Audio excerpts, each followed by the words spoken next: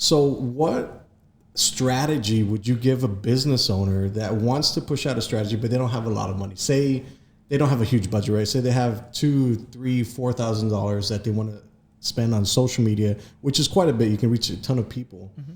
And what kind of strategy would you give them? Well, it depends on what kind of business. So let's do the auto industry. Oh, that's...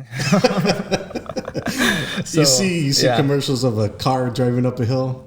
They're hoping that that's gonna. Right. No.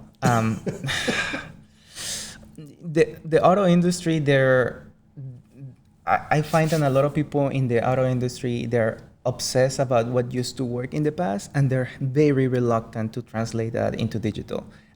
One of the things that I see them failing at is at content marketing. So you're just showing me like, buy now, we are the cheapest, we are the best quality, and all that. So they're just focusing on that, on the product, and they're focusing only on beauty shots. They're not focusing on how would it make you feel.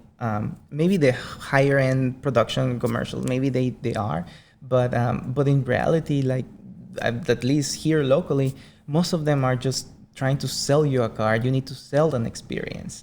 And so I think that that's what they're failing at. Most of them are failing at. They don't have a long-term content strategy. They only have like a one-shot commercial. Then it's going to be the commercial for the month, and that's it.